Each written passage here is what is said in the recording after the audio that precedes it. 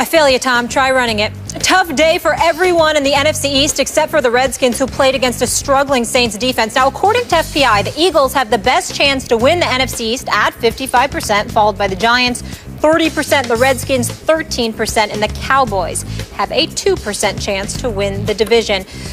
Oh, Skip, break this down for us. How do you see it all playing out at this point? Stephen A. Smith, you can call me a dreamer if you want to. You can call me a typically delusional Cowboy fan, and you might be right. But even as I sit here today, I still believe deep in my heart and into my soul that my team has a shot to win out and steal the NFC East at 9-7 with Tony Romo back in the saddle. I have had this feeling for weeks. I can't explain it, but I'm not going to give up on it. And again, you can look down my Cowboys schedule here. I'll just blurt through it real quick. Stephen A. at Miami with Romo, of course, then Carolina on Thanksgiving, at Washington, at Green Bay, Jets, at Buffalo late in December, and then Washington at home. You could make a case they will lose out. They've lost 7 in a row. They could lose 7 in a row more. 14 straight losses. You could make that case. I can also make the case they'll get on a roll because they have enough talent to win all of the above. And I look at the Eagles right now. I don't know what's going to happen with Sam Bradford. At least he's in the concussion protocol. We know that much. Mark Sanchez is the ultimate accident waiting to happen. And he happened yesterday on the Eagles, right on schedule, right on time. He throws an interception into the end zone that loses that game to the Dolphins at Philadelphia. Your Giants, both Molly, Stephen A., they've got some losable games coming up, and they're not sure who they are because they've blown some late games. So I could see them teetering and falling to 9-7 or even 8-8. And then here come those Redskins. Kirk Cousins has won 4 straight games at home, 9 touchdowns to 0 interceptions. He's 4-1 now at home. He's also 0-4 on the road, and they have some tough road games coming up. Could they teeter from 4-5 and fall back? Sure, Dallas has to play them twice. Can Dallas beat Kirk Cousins twice? I think they can. That's just me. So all of a sudden, by default, I think Dallas with 7 losses could catch the 3 teams now tied with 5 losses. I don't think it's undoable. In fact, I got a feeling, Stephen A. Smith. Well, you can have a feeling all you want to. You're entitled to it. I wish you all the best because one of those feelings is going to be misery. The Dallas Cowboys have road games at Miami, at Washington, at Green Bay, at Buffalo. They're losing 2 of those 4 games. They're losing 2 of those 4 games. That will give them 9 losses right there. And, oh, by the way, you have a home game, but it's against Carolina. Okay? So, to me, you know, the best case scenario is that the Dallas Cowboys go 5-2 over their next 7 games. That would give them a 7-9 record.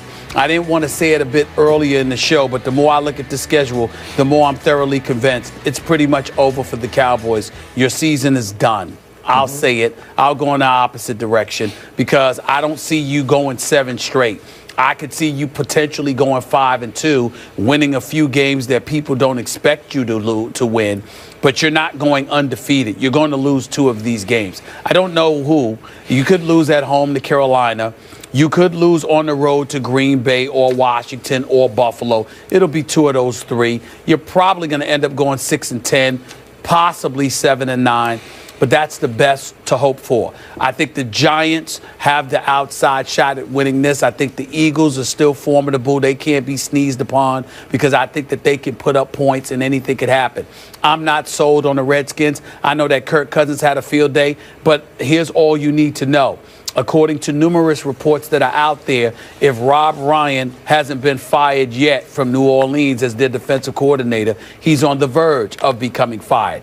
if indeed that is true, because I don't know it to be true, but I imagine it would be and it should be, because as far as I'm concerned, he should have been fired yesterday. He shouldn't even been allowed to take the bus home, for crying out loud. The defense stinks. They're putrid. He's lucky to have a job at this particular moment in time. Had he gotten a haircut and lost some weight, maybe he would have been a head coach. He wouldn't have been in a position where he had to be the defensive coordinator, and as a result, would have been able to disguise some of his flaws, and he might still be employed after the day. But that doesn't appear to be the case. In the end, what it comes down to is that it was against New Orleans. So I'm not getting caught up in Kirk Cousins going 20 for 25, 324 yards, or 514 yards total because Alfred Morris showed up and they decided to give him the ball, okay, along with others. I'm not getting caught up in all of that. The Redskins looked great yesterday, but it was because they were going against the New Orleans Saints, who don't have a defense. They stink, and that's what this really comes down to. So that's where we are.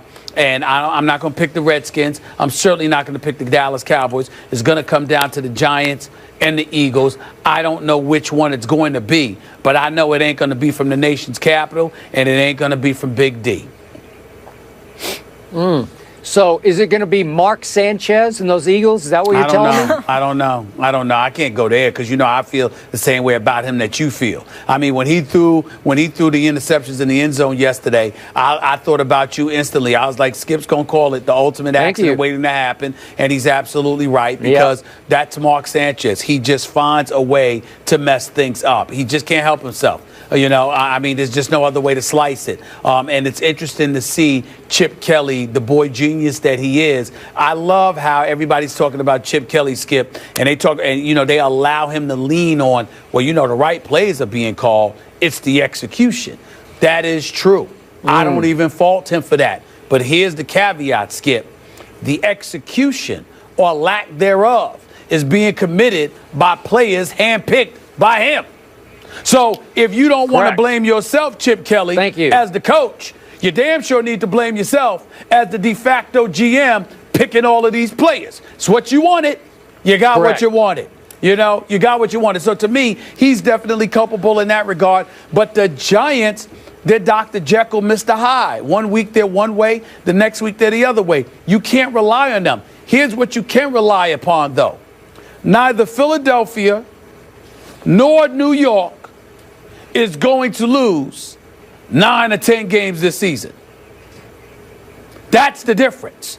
Dallas is going to lose 9 or 10 games. Are you sure about that? I am sure. Dallas is going to lose 9 or 10 games. Neither one of them will. Okay, I got a question. Yeah. Yeah, you just ravaged what's left of those New Orleans Saints. Wasn't it just a couple of weeks back that the Saints beat the Giants? Yeah. Do I remember that? Or maybe I'm foggy on that one. Because oh, they did. Oh, wait a minute. They did. Excuse me. I would appreciate it if you're going to talk to the American public. Don't be a lying politician. Quote me accurately. I said their defense stinks. Their offense scored 52 points. Their defense gave up 49. So that's what I'm saying. They gave up 49. They gave up 37. They gave up 34. I mean, every time you turn around, they're giving up 30 plus. This is Rob Ryan's defense. They stink. And I'm not sure it's because of the players. I think it's because of Rob Ryan. Okay, last question. Haven't we seen Eli Manning struggle in late game situations, managing the clock, managing the situation? Yes. I don't know. You trust him? You trust him to win the East? I'm not so sure Skip, about that. I don't trust him to be consistent, but they have such an edge on Dallas, they don't have to be. They've got a 3-game advantage already. Do I see Eli Manning showing up 1 week and losing the next, showing up 1 week or 2 weeks and then losing another game? Sure. I could see the Giants going, what is it? They've got 10 games. I could see them going, winning 9, losing 7, going 4-2 over the next 6 games. I could see the Eagles. I don't know about that. I could see the Eagles going, 4-3. Over their next 7 games. I could see that. What I see neither of them doing is going 1-5 or, something like that. I don't see that happening. And that's what it would take for the Cowboys to catch them. Well, I could see them both going 8-8, and then Dallas would take its chances. We'll see what happens. That's fair. You know what? Right. I could see the Giants winning a Super Bowl like they do every 4th year, and they've won one at 9-7. So there is a chance for your Cowboys, yes, Mr. Bayless. Dan, your objectivity is so beautiful to watch. It's so beautiful to watch. I learned from the best. You too. It is. As always. Moving on, the Titans take offense to Cam Newton's celebration yesterday, but do the guys have a problem with it? We'll talk camp when we come back.